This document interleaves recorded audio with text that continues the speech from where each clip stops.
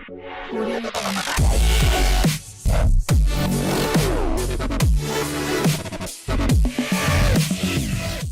എക്സലിന്റെ online ക്ലാസ്സിലേക്ക് സ്വാഗതം. ഇന്ന് നമ്മൾ പഠിക്കുന്നത് ഫിസിക്സ് 9ാം ക്ലാസ്സിൽ നമ്മൾ കഴിഞ്ഞ ക്ലാസ്സിൽ പഠിച്ച ഇക്വേഷൻസ് ഓഫ് മോഷൻ, ചലന സമവാക്യങ്ങളുടെ ലാസ്റ്റ് സെക്ഷനാണ്. ഇക്വേഷൻസ് ഓഫ് മോഷന്റെ ഡെറിവേഷൻസും പ്രോബ്ലവുമാണ്. നമ്മൾ കഴിഞ്ഞ ക്ലാസ്സിൽ പഠിച്ചു നിർത്തിയത് 3 ഗ്രാഫ് വരയ്ക്കുന്നതാണ്. Position time graph, speed time graph, velocity time graph. ഇനി നമ്മൾ പഠിക്കുന്നത് ഈ ചാപ്റ്ററിന്റെ 2ാമത്തെ സെക്ഷനാണ്, ലാസ്റ്റ് സെക്ഷൻ. ഇക്വേഷൻസ് ഓഫ് മോഷന്റെ ഡെറിവേഷൻസും പ്രോബ്ലമാണ്. അപ്പോൾ ഇക്വേഷൻസ് ഓഫ് മോഷൻസ് ഡെറിവേഷൻ പഠിക്കുന്നതിന് മുമ്പ് നമ്മൾ കുറച്ച് ടേംസ് അറിഞ്ഞിരിക്കണം. നമ്മൾ കഴിഞ്ഞ വർഷം 8ാം ക്ലാസ്സിൽ പഠിച്ച കുറച്ച് ടേംസ് ആണ്. ഫസ്റ്റ് യു എന്ന് പറയുന്നത് ഒരു ബോഡിയുടെ ഇനിഷ്യൽ വെലോസിറ്റിയാണ്, അല്ലെങ്കിൽ ആദ്യ പ്രവേഗം എന്ന് പറയും. എന്താണെന്ന് പറഞ്ഞുതരാം. ഫസ്റ്റ് യു എന്ന് പറയുന്നത് ഇനിഷ്യൽ വെലോസിറ്റി അല്ലെങ്കിൽ ആദ്യ പ്രവേഗം. വി എന്ന് പറയുന്നത് ഫൈനൽ വെലോസിറ്റി അല്ലെങ്കിൽ അന്ത്യപ്രവേഗം. ടി എന്ന് പറയുന്നത് ടൈം, സമയം, എല്ലാവർക്കും അറിയാം. എ എന്ന് പറയുന്നത് ആക്സലറേഷൻ അല്ലെങ്കിൽ ത്വരണം. എസ് എന്ന് പറയുന്നത് ഡിസ്പ്ലേസ്മെന്റ് അല്ലെങ്കിൽ സ്ഥാനാന്തരം അല്ലെങ്കിൽ സഞ്ചരിച്ച ദൂരം, ഡിസ്റ്റൻസ് ആണ്. അപ്പൊ ഇത്രയുമാണ് നമ്മൾ ഇക്വേഷൻസ് ഓഫ് മോഷനിൽ അറിഞ്ഞിരിക്കേണ്ട terms. Initial velocity, final velocity, time, acceleration, displacement, ആദ്യ പ്രവേഗം, അന്ത്യപ്രവേഗം, സമയം, ത്വരണം, സ്ഥാനാന്തരം. അപ്പൊ എന്താണ് ആദ്യ പ്രവേഗവും അന്ത്യപ്രവേഗവും? ഇനിഷ്യൽ വെലോസിറ്റിയും ഫൈനൽ വെലോസിറ്റിയും. ഇപ്പൊ ഇനിഷ്യൽ വെലോസിറ്റി എന്ന് പറയുന്നത് ഒരു എക്സാമ്പിൾ ഞാൻ പറയാം, അപ്പൊ നിങ്ങൾക്ക് കുറച്ചുകൂടി ക്ലിയർ ആവും. ഒരു വണ്ടി റെസ്റ്റിൽ നിന്ന് സ്റ്റാർട്ട് ചെയ്ത് പോവാണ്. ആദ്യം റെസ്റ്റ് ആയിരുന്നു, പിന്നെ സ്റ്റാർട്ട് ചെയ്ത് മൂവ്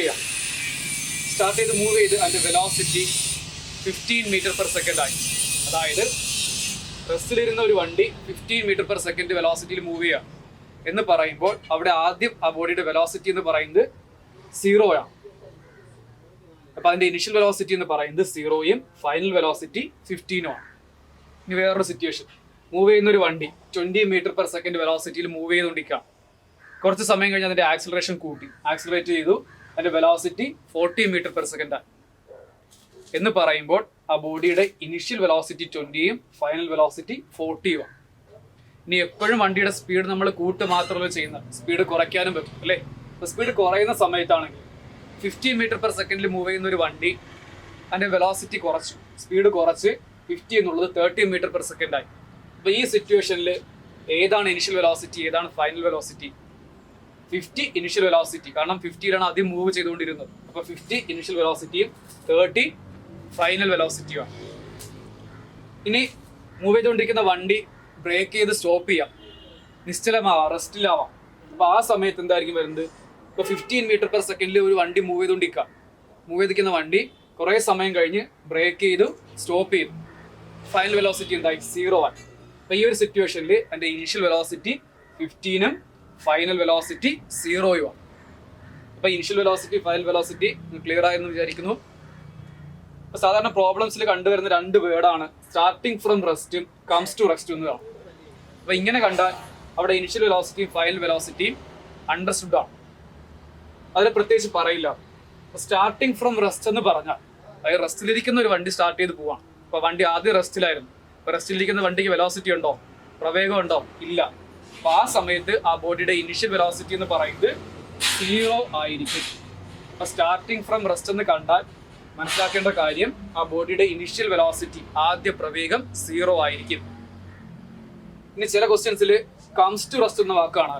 കംസ് ടു റെസ്റ്റ് എന്ന് പറയുന്നത് മൂവ് ചെയ്തുകൊണ്ടിരിക്കുന്ന ഒരു വണ്ടി ബ്രേക്ക് ചെയ്ത് സ്റ്റോപ്പായി. അപ്പോൾ സ്റ്റോപ്പ് ആയെങ്കിൽ അതിന് ഫൈനൽ വെലോസിറ്റി ഉണ്ടോ? ഇല്ല. വണ്ടി സ്റ്റോപ്പായി, അപ്പം അതിന് അന്ത്യപ്രവേഗം ഇല്ല. അപ്പോൾ ഫൈനൽ വെലോസിറ്റി എന്ന് പറയുന്നത് 0 ആയിരിക്കും. അപ്പോൾ സ്റ്റാർട്ടിങ് ഫ്രം റെസ്റ്റ് എന്ന് കണ്ടാൽ അതിൻ്റെ മീനിങ് അതിൻ്റെ ഇനിഷ്യൽ വെലോസിറ്റി 0 എന്നായിരിക്കും.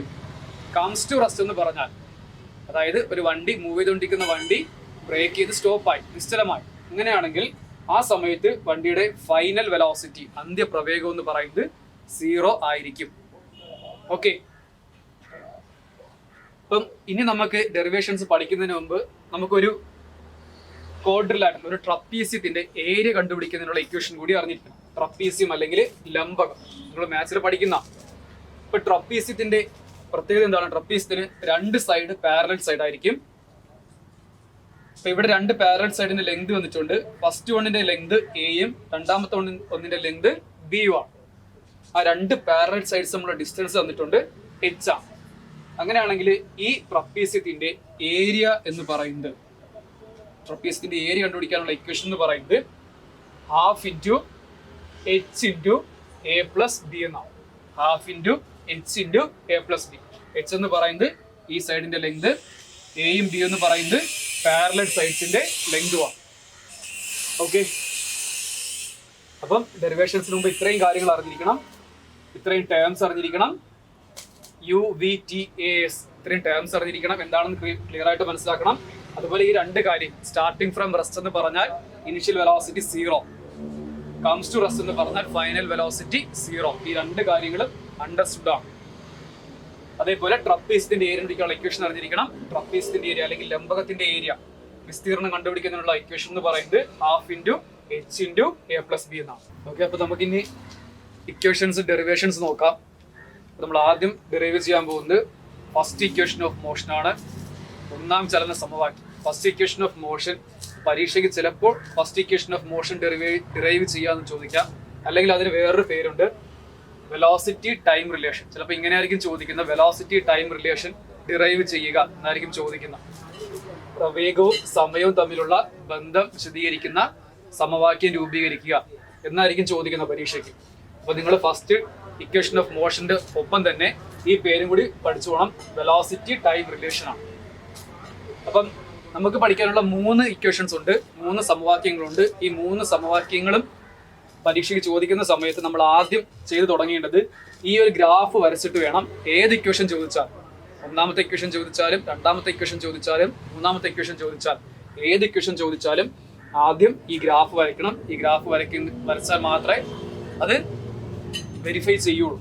ഇപ്പൊ ഗ്രാഫിൽ നിന്നാണ് നമ്മൾ ബാക്കി എല്ലാം ചെയ്യുന്നത്. അപ്പം മസ്റ്റ് ആയിട്ട് ഗ്രാഫ് വരച്ചിരിക്കണം. ഇപ്പൊ ഗ്രാഫിന്റെ പേരെന്ന് പറയുന്നത് വെലോസിറ്റി ടൈം ഗ്രാഫാണ്, പ്രവേഗം സമയം ഗ്രാഫാണ്. 3 ഇക്വേഷൻസിന് ഈ ഒറ്റ ഗ്രാഫേ ഉള്ളൂ.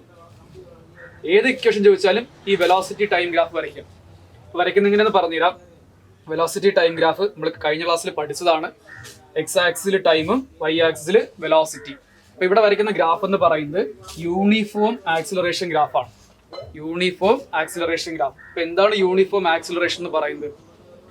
യൂണിഫോം ആക്സിലറേഷൻ എന്ന് പറയുന്നത് നമ്മൾ 8ാം ക്ലാസ്സിൽ പഠിച്ചതാണ്, ഞാൻ ജസ്റ്റ് ഒന്ന് പറയാം. യൂണിഫോം ആക്സിലറേഷൻ എന്ന് പറയുന്നത് ഒരു ബോഡിക്ക് ഒരു റെഗുലർ ഇന്റർവെൽ ഓഫ് ടൈമിൽ ഉണ്ടാകുന്ന വെലോസിറ്റിയുടെ ചേഞ്ച് എന്ന് പറയുന്നത് റെഗുലർ ആയിരിക്കും, അതായത് യൂണിഫോം ആയിട്ടായിരിക്കും അതിന്റെ വെലോസിറ്റി ചേഞ്ച് ആവുന്നതെങ്കിൽ. ഇപ്പൊ നമ്മളൊരു വണ്ടി ഓടിച്ചു പോവാണ്, ഒരു സ്ട്രെയിറ്റ് റോഡിൽ കൂടെ ഓടിച്ചു പോകുന്ന സമയത്ത് ആ വണ്ടിക്ക് ഉണ്ടാകുന്ന വെലോസിറ്റിയുടെ ചേഞ്ച്, സ്പീഡിന്റെ ചേഞ്ച് എന്ന് പറയുന്നത് യൂണിഫോം ആണെങ്കിൽ, ഒരേപോലെ ആണെങ്കിൽ, ഒരു റെഗുലർ ഇന്റർവെൽ ഓഫ് ടൈമിൽ ഉണ്ടാകുന്ന ചേഞ്ച്, വെലോസിറ്റിയുടെ ചേഞ്ച് ഒരുപോലെയാണെങ്കിൽ ആ ബോഡി ഏത് മോഷനിലാണെന്ന് പറയും? യൂണിഫോം ആക്സിലറേഷൻ, സമത്വരണം എന്ന് പറയും. ഇപ്പൊ നമ്മൾ വരയ്ക്കുന്ന ഗ്രാഫ് യൂണിഫോം ആക്സിലറേഷനിലുള്ള ഗ്രാഫാണ്. യൂണിഫോം ആക്സിലറേഷനുള്ള ഗ്രാഫ് എപ്പോഴും, വെലോസിറ്റി ടൈം ഗ്രാഫ് എപ്പോഴും ഒരു സ്ട്രെയിറ്റ് ലൈൻ ആയിരിക്കും. ഇവിടെ വരച്ചിരിക്കുന്ന നോക്കിയേ, ഒരു സ്ട്രെയിറ്റ് ലൈൻ ആണ്. അപ്പൊ യൂണിഫോം ആക്സിലറേഷൻ ഗ്രാഫ് എപ്പോഴും ഒരു സ്ട്രെയിറ്റ് ലൈൻ ആയിരിക്കും. ഓക്കെ, ഇങ്ങനെയായിരിക്കും ആ ഗ്രാഫ് വരുന്നത്. Velocity time graph uniform acceleration ആണെങ്കിൽ ഒരു സ്ട്രെയിറ്റ് ലൈൻ ആയിരിക്കും. ഓക്കെ, ഇനി ഈ ഗ്രാഫിൽ മാർക്ക് ചെയ്യുന്ന കാര്യങ്ങൾ ഞാൻ പറഞ്ഞു തരാം. ഫസ്റ്റ് വൺ, നമ്മൾ ഇനിഷ്യൽ വെലോസിറ്റിയും ഫൈനൽ വെലോസിറ്റിയും പഠിച്ചു. അപ്പൊ ഈ ഗ്രാഫ് കാണിക്കുന്നത് ഒരു വണ്ടി ഒരു യൂണിഫോം ആക്സിലറേഷനിൽ മൂവ് ചെയ്തുകൊണ്ടിരിക്കുകയാണ്. അപ്പൊ ആ സമയത്ത് നമ്മളൊരു പർട്ടിക്കുലർ ടൈം എടുക്കുകയാണ്, ടൈം ഇന്റർവെൽ എടുക്കുകയാണ്. അത് ഇന്ന സമയങ്ങൾക്കിടയിൽ എടുക്കുക. അത് T1 സമയം എടുത്തു, T2 സമയം എടുത്തു.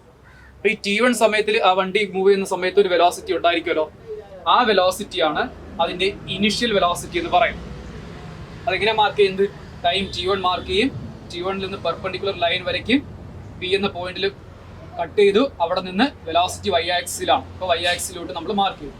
അപ്പൊ T1 സമയത്തിലുള്ള വെലോസിറ്റിയാണ് അതിന്റെ ഇനിഷ്യൽ വെലോസിറ്റി, ആദ്യ പ്രവേഗം u എന്ന് പറയുന്നത്. അതേസമയം കുറെ സമയം കഴിഞ്ഞ് അതിന്റെ വണ്ടിയുടെ വെലോസിറ്റി ടൈം T2 ആയി. T2 ആയപ്പോൾ, സമയം T2 ആയപ്പോൾ അതിന്റെ വെലോസിറ്റി ചേഞ്ച് ആയി, u എന്നുള്ളത് ചേഞ്ച് ആയി, ആ വെലോസിറ്റി ചേഞ്ച് ആയി. ഈ സമയത്തുള്ള വെലോസിറ്റി എന്ന് പറയുന്നത് അതിന്റെ ഫൈനൽ വെലോസിറ്റി v ആണ്.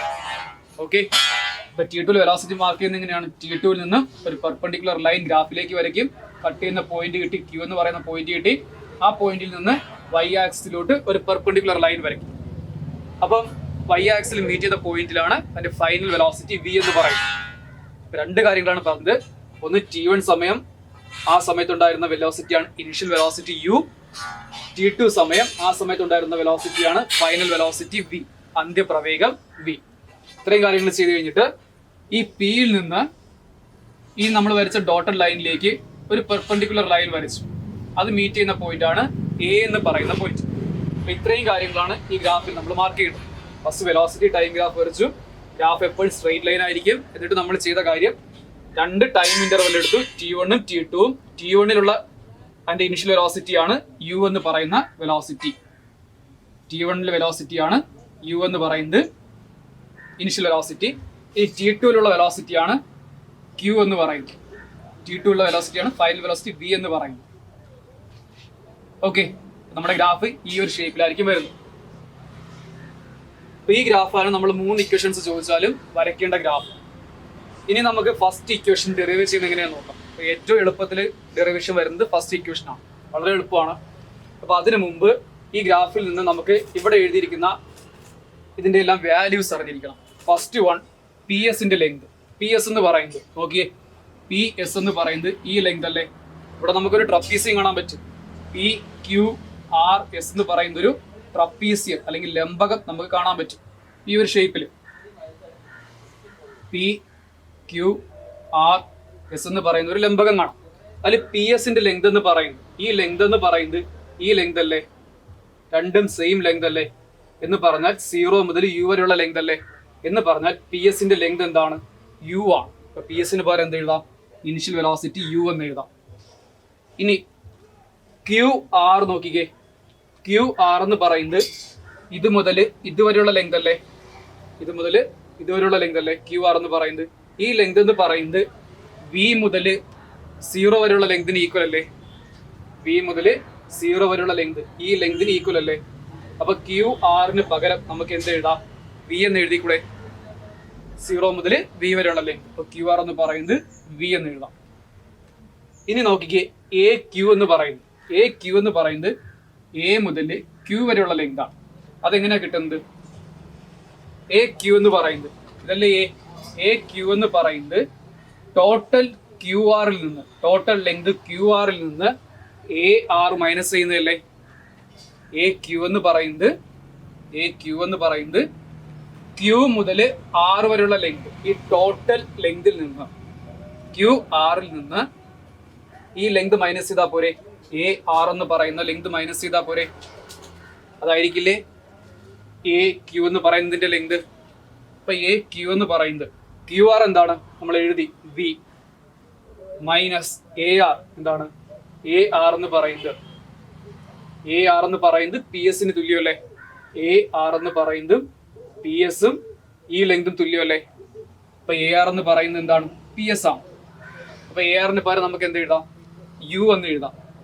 പി എസ് എന്ന് പറയുന്നത് എ ആർ എന്ന് പറയുന്നത് ഈ ലെങ്തും ഈക്വൽ ആണ്. അപ്പൊ നമുക്ക് പി എസിന് പകരം യു എഴുതാമെങ്കിൽ പി എസിന് പകരം എ ആറിന് പകരം എന്ത് എഴുതാം, യു എന്ന് എഴുതാം. അപ്പൊ എ ക്യു എന്ത് കിട്ടി, എ ക്യു എന്ന് പറയുന്നത് ബി മൈനസ് യു എന്ന് കിട്ടി. Final velocity minus initial velocity, അതായത് ചേഞ്ച് ഇൻ വെലോസിറ്റി എന്ന് കിട്ടി. ഇനി എസ് ആർ എന്ന് പറയുന്നത്, എസ് ആർ എന്ന് പറയുന്നത് ഈ ലെങ്ത് ആണ്. എസ് ആർ എന്ന് പറയുന്നത് ഈ ലെങ്ത് ആണ്. ഈ ലെങ്ത് എന്ന് പറയുന്നത് ടൈമല്ലേ നമ്മൾ മാർക്ക് ചെയ്തിരിക്കുന്ന. അപ്പൊ എസ് ആറിന്റെ ലെങ്ത് എന്ന് പറയുന്നത്, എസ് ആർ എന്ന് പറയുന്നത് ടൈം ടി ആണ്. ഓക്കെ, ഇത്രയും കാര്യങ്ങൾ കറക്റ്റ് ആയിട്ട് എഴുതിയാൽ മാത്രമേ ഡെറിവേഷൻസ് കറക്റ്റ് ആവും. ഫസ്റ്റ് പി എസ് എന്നല്ലേ, പി എസ് എന്ന് പറയുന്നത് എ ആർ എന്ന് പറയുന്നത് ഈക്വൽ ആണ്. അതെന്തിന് ഈക്വൽ ആണ്, യുവിന് ഈക്വൽ ആണ്. അതുപോലെ ക്യു ആർ എന്ന് പറയുന്നത് ക്യു മുതൽ ആർ വരെയുള്ള ഡിസ്റ്റൻസ്, ഈ ഡിസ്റ്റൻസ് എന്ന് പറയുന്നത് ബി മുതൽ 0 വരെയുള്ള ഡിസ്റ്റൻസിന് ഈക്വൽ ആണ്. അതാണ് ക്യു ആറിന് പകരം വി എഴുതിയത്. എ ക്യു എന്ന് പറയുന്നത്, എ ക്യു എന്ന് പറയുന്നത് ക്യു മുതൽ ആർ വരെയുള്ള ഡിസ്റ്റൻസ് ക്യു ആറിൽ നിന്ന് എ ആർ സബ്ട്രാക്ട് ചെയ്യുന്നതല്ലേ, മൈനസ് ചെയ്യുന്നതല്ലേ. അപ്പൊ അതാണ് B minus U, final velocity minus initial velocity. S R എന്ന് പറയുന്നത് ഈ ലെങ്ത് എന്ന് പറയുന്നത് നമ്മൾ ഈ ലെങ്ത് മാർക്ക് ചെയ്യുന്ന ടൈം അല്ലേ മാർക്ക് ചെയ്തിരിക്കുന്ന, അതുകൊണ്ടാണ് എസ് ആർ നമ്മൾ എന്ത് എഴുതിയത്, ടൈം ടി എന്ന് എഴുതിയത്. ഇത്രയും ക്ലിയർ ആണോ? ഓക്കെ, ഇനി നമുക്ക് ഫസ്റ്റ് ഇക്വേഷൻ ഇത്രയും. ഇപ്പൊ ഏത് ഇക്വേഷൻ ചോദിച്ചാലും, ഫസ്റ്റ് ഇക്വേഷൻ ആയാലും സെക്കൻഡ് ഇക്വേഷൻ ആയാലും തേർഡ് ഇക്വേഷൻ ആയാലും ഗ്രാഫും വരച്ച് ഇത്രയും കാര്യങ്ങൾ എല്ലാത്തിലും എഴുതിയേക്കണം. ഇത്രയും എഴുതിയിട്ട് വേണം നമ്മൾ ഡെറിവേഷൻസിലോട്ട് പോകുന്നു. അപ്പോൾ ഫസ്റ്റ് ഇക്വേഷൻ നമ്മൾ ഡിറൈവ് ചെയ്യുന്നത് നമുക്കറിയാവുന്ന നമ്മൾ പഠിച്ചിട്ടുള്ള കാര്യമാണ്. ഒരു ബോഡിയുടെ ആക്സിലറേഷൻ ത്വരണം എന്ന് പറയുന്നത് ചേഞ്ച് ഇൻ വെലോസിറ്റി ബൈ ടൈമാണ്. ഒരു യൂണിറ്റ് ടൈമിൽ ഉണ്ടാകുന്ന ചേഞ്ച് ഇൻ വെലോസിറ്റിയാണ് അല്ലേ. അപ്പൊ ത്വരണം എന്ന് പറയുന്നത് പ്രവേഗ വ്യത്യാസം ബൈ സമയമാണ്. നമുക്കറിയാം ചേഞ്ച് ഇൻ വെലോസിറ്റി, ഇവിടെ വെലോസിറ്റി ചേഞ്ച് ആകുന്ന v minus U, final velocity minus initial velocity, ആദ്യ പ്രവേഗം മൈനസ് അന്ത്യ പ്രവേഗം, ഏത് ലെറ്റർ ആണ്? എ ക്യു ആണ്. അപ്പൊ അതാണ് ഇവിടെ എഴുതിയത് A Q divided by time. സമയം നമ്മൾ എന്താ മാർക്ക് ചെയ്യുന്നത്? എസ് ആർ അല്ലേ. അപ്പൊ എന്ത് ചെയ്തു? Divided by S R. ഇനി നമുക്ക് ഡയറക്റ്റ് ആയിട്ട് അതിന്റെ വാല്യൂസ് കൊടുക്കാം. എ ക്യുവിന്റെ വാല്യൂ എന്താ? V minus U. എസ് ആറിന്റെ വാല്യൂ എന്താണ്? എസ് ആർ എന്ന് പറയുന്നത് ടി ആണ്. ഓക്കെ, അപ്പൊ എന്ത് കിട്ടി? Acceleration A equal to V minus U by T. നിങ്ങൾ പഠിച്ചിട്ടുള്ള ഇക്വേഷൻ ആണ്. ഇനി ഇതിനെ ക്രോസ് മൾട്ടിപ്പിൾ ചെയ്യാം. ക്രോസ് മൾട്ടിപ്ലിക്കേഷൻ അറിയാലോ. ക്രോസ് മൾട്ടിപ്ലിക്കേഷൻ എന്ന് പറയുന്നത് A by B equal to C by D ആണെങ്കിൽ ക്രോസ് മൾട്ടിപ്ലിക്കേഷൻ എന്ന് പറയുമ്പോൾ A into D equal to B into C. നമ്മൾ മാത്സിൽ പഠിച്ചിട്ടുണ്ടായി. ഇതാണ് ക്രോസ് മൾട്ടിപ്ലിക്കേഷൻ എന്ന് പറയുന്നത്. ഇവിടെ ക്രോസ് മൾട്ടിപ്പിൾ ചെയ്യുമ്പോൾ എയുടെ ഡിനോമിനേറ്റർ ആയിട്ട് ഒന്നുണ്ടെന്ന് മനസ്സിലാക്കിയിരിക്കണം. നമ്മൾ സാധാരണ എഴുതാറില്ല അങ്ങനെ. എയുടെ ഡിനോമിനേറ്റർ ആയിട്ട് ഒന്നുണ്ട്. ചെയ്താ ഇനി ക്രോസ് മൾട്ടിപ്പിൾ ചെയ്യുന്ന സമയത്ത് വി മൈനസ് യു ഇൻറ്റു 1 ചെയ്യുമ്പോൾ V minus U equal to A into T ചെയ്യുമ്പോൾ എന്ത് വരും? A T. ഇത്രയും കാര്യങ്ങൾ വരും. ഓക്കെ, ഇനി നമുക്ക് ജസ്റ്റ് ഒന്ന് അറേഞ്ച് ചെയ്താൽ മതി. ഞാൻ ഇക്വേഷൻ അറേഞ്ച് ചെയ്യുന്നത് ഈ മൈനസ് യുവിന് ഇക്വേഷൻ അപ്പുറത്ത് കൊണ്ടുപോകാം. മൈനസ് യു ഇക്വേഷൻ അപ്പുറത്ത് പോകുമ്പോൾ എന്താവും? പ്ലസ് യു ആവും അല്ലേ. അപ്പൊ ഇവിടെ ബാക്കി എന്തേ ഉള്ളൂ? വി എ ഉള്ളൂ. V equal to minus U equation അപ്പുറത്ത് പോകുമ്പം പ്ലസ് യു ആവും. ബാക്കി ഇവിടെ എന്തുണ്ട്? ഒരു എ ഇൻറ്റു ടി എന്ന് പറയുന്നത് എ ടി. ഓക്കെ, ഇപ്പൊ എന്ത് കിട്ടി? V equal to U plus A T എന്ന് കിട്ടി. V equal to U plus A T. അപ്പൊ ഇതാണ് നമ്മുടെ ഫസ്റ്റ് ഇക്വേഷൻ ഓഫ് മോഷൻ, ഒന്നാം ചലന സമവാക്യം. V equal to U plus A T. അതിന്റെ മറ്റൊരു പേരെന്താണ്? വെലോസിറ്റി ടൈം റിലേഷൻ അല്ലേ. കാരണം എന്താണ്? വി എന്ന് പറയുന്നത് വെലോസിറ്റി, ടി എന്ന് പറയുന്നത് ടൈം. അതാണ് വെലോസിറ്റി ടൈം റിലേഷൻ എന്ന് ആ ഇക്വേഷനെ പറയാൻ കാരണം. നമ്മുടെ ഫസ്റ്റ് ഇക്വേഷൻ ഓഫ് മോഷൻ ആണ്, ഒന്നാം ചലന സമവാക്യമാണ്. V is equal to U plus A T. Okay, clear ആണോ? വി എന്ന് പറയുന്നത് final velocity, U initial velocity, A acceleration, T time. ഒരു ബോഡിയുടെ ഫൈനൽ വെലോസിറ്റി കാണാൻ ഒരു ക്വസ്റ്റ്യൻ വരികയാണ്. ഒരു ബോഡിയുടെ ഫൈനൽ വെലോസിറ്റി കണ്ടുപിടിക്കാൻ ക്വസ്റ്റ്യൻ വരികയാണെങ്കിൽ നമുക്ക് ഈ ഇക്വേഷൻ ഉപയോഗിക്കാം. പക്ഷെ എന്തൊക്കെ അറിഞ്ഞിരിക്കണം? ഇനിഷ്യൽ വെലോസിറ്റി അറിയണം, ആദ്യ പ്രവേഗം അറിയണം, ആക്സിലറേഷൻ ത്വരണം അറിയണം, ടി ടൈം സമയം അറിയണം. ഇത്രയും കാര്യങ്ങൾ അറിയാമെങ്കിൽ ആ ബോഡിയുടെ ഫൈനൽ വെലോസിറ്റി അന്ത്യപ്രവേഗം നമുക്ക് കണ്ടുപിടിക്കാം. ഇനി നമ്മൾ പോകുന്നത് സെക്കൻഡ് ഇക്വേഷൻ ഓഫ് മോഷന്റെ ഡെറിവേഷനിലൂടെയാണ്. രണ്ടാം ചലന സമവാക്യം അല്ലെങ്കിൽ സെക്കൻഡ് ഇക്വേഷൻ ഓഫ് മോഷന് ഒരു പേരുണ്ട്. ചിലപ്പോൾ പരീക്ഷയ്ക്ക് സെക്കൻഡ് ഇക്വേഷൻ ഓഫ് മോഷൻ എന്നായിരിക്കില്ല ചോദിക്കുന്നത്. രണ്ടാം ചലന സമവാക്യം രൂപീകരിക്കുക എന്നായിരിക്കില്ല ചോദിക്കുന്നത്. പകരം ചോദിക്കുന്നത് പൊസിഷൻ ടൈം റിലേഷൻ വ്യക്തമാക്കുന്ന ഇക്വേഷൻ രൂപീകരിക്കുക എന്നായിരിക്കും ചോദിക്കുന്നത്. അപ്പോൾ മനസ്സിലാക്കേണ്ട കാര്യം, പൊസിഷൻ ടൈം റിലേഷൻ ആണ് ചോദിക്കുന്നതെങ്കിൽ അത് രണ്ടാം ചലന സമവാക്യം second equation of motion derive ചെയ്യാനാണ് ഉദ്ദേശിക്കുന്നത്. അപ്പൊ ഈ പേര് കൂടി പഠിച്ചിരിക്കുക. അപ്പൊ നേരത്തെ പറഞ്ഞ പോലെ തന്നെ ഏത് ഇക്വേഷൻ, ഫസ്റ്റ് ഇക്വേഷൻ ആയാലും സെക്കൻഡ് ഇക്വേഷൻ ആയാലും തേർഡ് ഇക്വേഷൻ ആയാലും 3 ഇക്വേഷൻ ചോദിച്ചാൽ ഏത് ഇക്വേഷൻ ഡിറൈവ് ചെയ്യാൻ ചോദിച്ചാലും ആദ്യം ആ ഗ്രാഫ് വരയ്ക്കണം. ഗ്രാഫ് വരച്ചിട്ട് നമ്മൾ നേരത്തെ എഴുതിയ വാല്യൂസ് ഇല്ലേ, ഈ വാല്യൂസും എഴുതിയിരിക്കണം. ഇത്രയും കഴിഞ്ഞതിന് ശേഷം മാത്രമേ സെക്കൻഡ് ഇക്വേഷൻസ് സ്റ്റാർട്ട് ചെയ്യാം ഡിറൈവ് ചെയ്യാനായി. അപ്പൊ നമ്മൾ സെക്കൻഡ് ഇക്വേഷൻ ഡിറൈവ് ചെയ്യുന്നത് ഡിസ്പ്ലേസ്മെന്റ് തുടങ്ങുന്ന. അപ്പൊ ഡിസ്പ്ലേസ്മെന്റ് എങ്ങനെയാണ് നമ്മൾ കണ്ടുപിടിക്കുന്നത്? നമ്മൾ കഴിഞ്ഞ ക്ലാസ്സിൽ ഗ്രാഫ് വരച്ച സമയത്ത് പറഞ്ഞു, ഒരു വെലോസിറ്റി ടൈം ഗ്രാഫിന്റെ ഏരിയയാണ് ഡിസ്പ്ലേസ്മെന്റ് എന്ന് പറയുന്നത്. അതായത് ഒരു വെലോസിറ്റി ടൈം ഗ്രാഫിന്റെ പരപ്പളവ് അല്ലെങ്കിൽ വിസ്തീർണമാണ് സ്ഥാനാന്തരത്തിന് തുല്യം. ഒരു വസ്തു സഞ്ചരിച്ച ദൂരം കണ്ടുപിടിക്കുന്നതിന് എന്ത് കണ്ടുപിടിച്ചാൽ മതി? ഒരു വെലോസിറ്റി ടൈം ഗ്രാഫിന്റെ ഏരിയ, പരപ്പളവ് കണ്ടുപിടിച്ചാൽ മതി. ഇപ്പൊ ഇവിടെ നമ്മൾ T1 T2 സമയങ്ങൾക്കിടയിൽ ആ ബോഡി സഞ്ചരിച്ച ഡിസ്റ്റൻസ് ആണ് കണ്ടുപിടിക്കുന്നത്, സഞ്ചരിച്ച ദൂരമാണ് കണ്ടുപിടിക്കുന്നത്. ഈ T1 T2 സമയങ്ങൾക്കിടയിൽ ആ ബോഡി സഞ്ചരിച്ചിട്ടുണ്ടാവുന്ന ദൂരം, ഡിസ്റ്റൻസ് ആണ് കണ്ടുപിടിക്കുന്നത് എന്ന് പറയുമ്പോൾ നമ്മൾ എന്ത് കണ്ടുപിടിച്ചാൽ മതി? ആ T1 T2 സമയങ്ങൾക്കിടയിൽ വരുന്ന ഗ്രാഫിന്റെ ഏരിയ കണ്ടുപിടിച്ചാൽ മതി, പരപ്പളവ് കണ്ടുപിടിച്ചാൽ മതി. അപ്പൊ T1 T2 സമയങ്ങൾക്കിടയിൽ വരുന്ന ഗ്രാഫിന്റെ ഷേപ്പ് എന്താണ്? ഒരു ട്രപ്പീസിയം ആണ് അല്ലേ? ഒരു PQRS എന്ന് പറയുന്ന ഒരു ട്രപ്പീസിയം, ലംബകമാണ്. അപ്പൊ നമ്മൾ എന്ത് കണ്ടുപിടിച്ചാൽ മതി? ആ ലംബകത്തിന്റെ പരപ്പളവ് കണ്ടുപിടിച്ചാൽ മതി. അതിനാണ് ഞാൻ ആദ്യം ലംബകത്തിന്റെ പരപ്പളവ് അല്ലെങ്കിൽ ട്രപ്പീസിയത്തിന്റെ ഏരിയ കണ്ടുപിടിക്കുന്നതിനുള്ള ഇക്വേഷൻ പഠിപ്പിച്ചത്. അപ്പൊ ഡിസ്പ്ലേസ്മെന്റ് എന്ന് പറയുന്നത് എന്തിന് ഈക്വൽ ആണ്? ഇവിടത്തെ PQRS എന്ന് പറയുന്ന ട്രപ്പീസിയം ലംബകത്തിന്റെ ഏരിയ വിസ്തീർണത്തിന് ഈക്വൽ ആണ്. അപ്പൊ നമുക്ക് ലംബകത്തിന്റെ ഏരിയ, ട്രപ്പീസിയത്തിന്റെ ഏരിയ കണ്ടുപിടിക്കാനുള്ള ഇക്വേഷൻ അറിയാം. ഹാഫ് ഇൻറ്റു ഈ സൈഡിന്റെ ലെങ്ത് SR ഇൻറ്റു ഈ സൈഡിന്റെയും ലെങ്തിന്റെ തുക സം ചെയ്യുന്നത് PR പ്ലസ് QS അല്ലേ? PQRS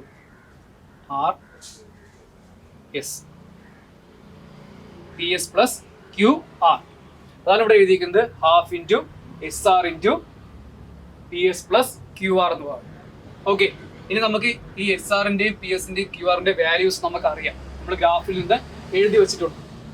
SR എന്താണ്? SR എന്ന് പറയുന്നത് ടൈം T ആണ്. അപ്പൊ SR-ന് പകരം നമുക്ക് T എന്ന് എഴുതാം.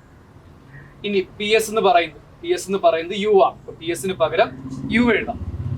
ഇനി QR-ന് പകരം എന്ത് എഴുതാം? QR എന്ന് പറയുന്നത് V ആണ്. അപ്പൊ QR-ന് പകരം V എഴുതാം. അപ്പൊ ഇക്വേഷൻ എന്തായി? ഡിസ്പ്ലേസ്മെന്റ് അല്ലെങ്കിൽ സ്ഥാനാന്തരം എന്ന് പറയുന്നത് half into T into U plus V എന്നായി. ഇത്രയുമായി. ഇനി നമുക്ക് ചെയ്യാൻ പോകുന്ന കാര്യം, നമ്മൾ ഫസ്റ്റ് ഇക്വേഷൻ ഓഫ് മോഷൻ പഠിച്ച എന്താണ്? ഒന്നാം ചലന സമവാക്യം V equal to U plus 8 എന്നല്ലേ? V equal to U plus 8.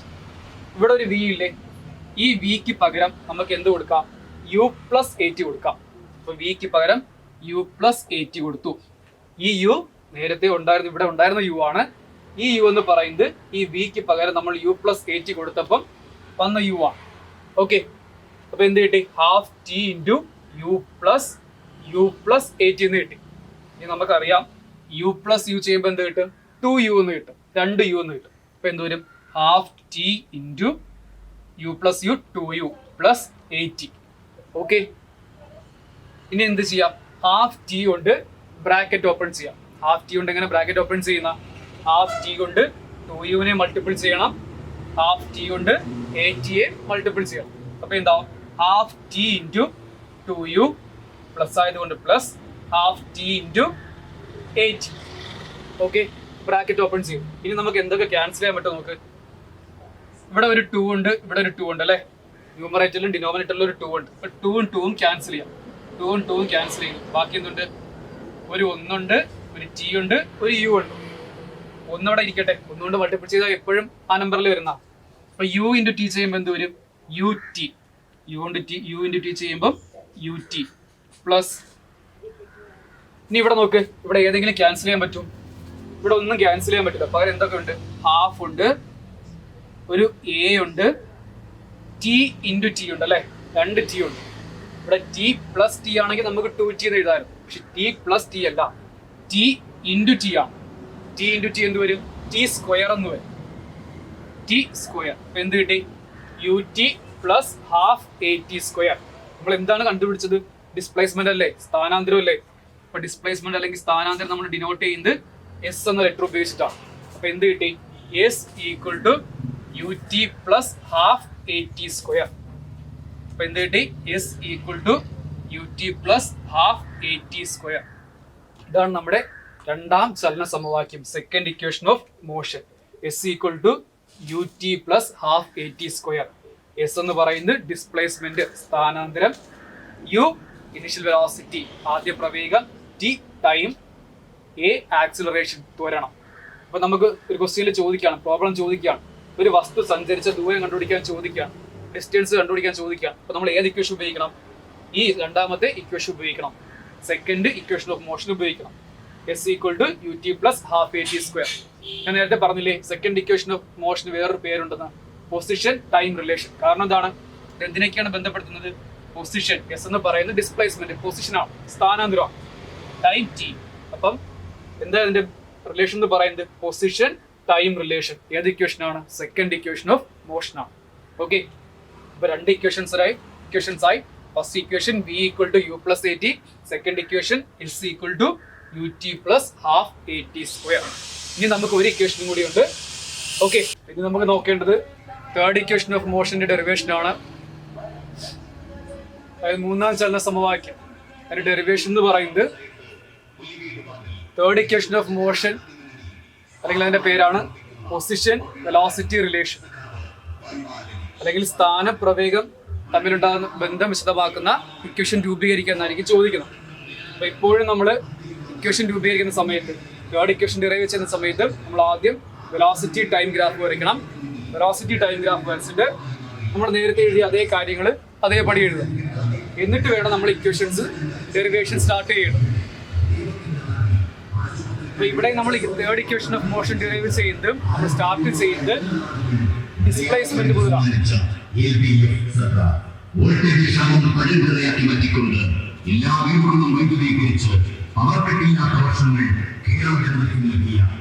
Displacement എന്ന് പറയുന്നത് നേരത്തെ പറഞ്ഞതാണ്.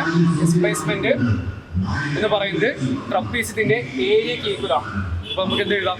Displacement equal to area of trapezium, ആ ലംബകത്തിന്റെ വിസ്തീർണത്തിന് ഈക്വൽ ആണ്. അപ്പോൾ അവിടെ നിന്നാണ് നമ്മൾ third equation of motion start ചെയ്യുന്നത്. അപ്പോൾ എന്ത് വരും? Displacement is equal to half into displacement area എന്ത് വരും? SR into PS plus QR. Half into SR into PS plus QR. ഇനി നമുക്ക് SRന്റെയും PSന്റെയും QRന്റെ വാല്യൂ നമുക്കറിയാം. SR എന്ന് പറയുന്നത് എന്താണ്? SR എന്ന് പറയുന്നത് T ആണ്. SRന് പകരം T എഴുതാം. PSന് പകരം എന്ത് എഴുതാം? PSന് പകരം U, QRന് പകരം V. ഇപ്പൊ എന്തായി? Half into T into U plus V എന്നാണ്. ഇത്രയുമായി. ഇനി നമ്മൾ ചെയ്യുന്ന കാര്യം നമ്മൾ പഠിച്ചിട്ടുണ്ട്, ആക്സിലറേഷന്റെ ഇക്വേഷൻ പഠിച്ചിട്ടുണ്ട്. ത്വരണം, ആക്സിലറേഷൻ എന്ന് പറയുന്നത് V minus U by T ആണ്. അപ്പൊ ഈ ഇക്വേഷനിൽ നിന്ന് ടൈമിന്റെ ഇക്വേഷൻ എന്ത് വരും? Time equal to V minus U divided by A എന്നാവും. ടൈമിന്റെ ഇക്വേഷൻ എന്താവും? V minus U by A എന്നാവും.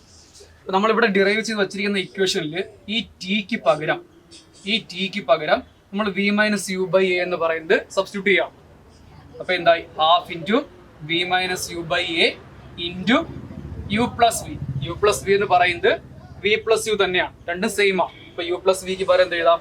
V പ്ലസ് U എന്ന് എഴുതാം. ഇനി നമ്മളൊന്ന് അറേഞ്ച് ചെയ്യാം. അറേഞ്ച് ചെയ്യുന്ന സമയത്ത് നോക്കിക്കേ, V plus U into V minus U ഉണ്ട്. നമ്മൾ എവിടെയോ ഒരു പഠിച്ച ഇക്വേഷന്റെ ഫോർമാറ്റിലാണ്, മാത്സിൽ പഠിച്ചൊരു ഇക്വേഷന്റെ ഫോർമാറ്റിലാണ്. അപ്പൊ അത് എന്ത് എഴുതാം? V plus U into V minus U divided by 2 into A. 2 into A എന്ത് വരും? 2A എന്നാവും.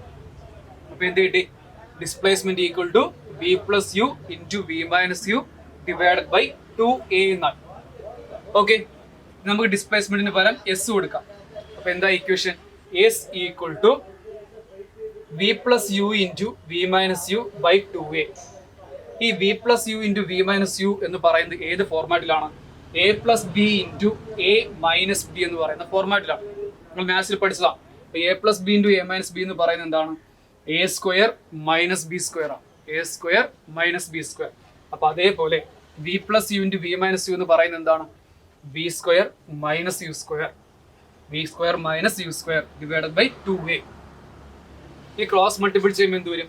ക്രോസ് മൾട്ടിപ്പിൾ ചെയ്യുമ്പോൾ ഇവിടെ എസിന്റെ ഡിനോമിനേറ്റർ ആയിട്ട് ഛേദമായിട്ട് ഒന്നുണ്ട്, അത് നമ്മൾ എഴുതില്ല. അപ്പൊ V square minus U square into 1 എന്താവും? V square minus U square തന്നെ equal to 2A into S. 2A into S എന്താവും? 2AS എന്നായി. അപ്പൊ എന്തായി? V square minus U square equal to 2AS എന്നായി.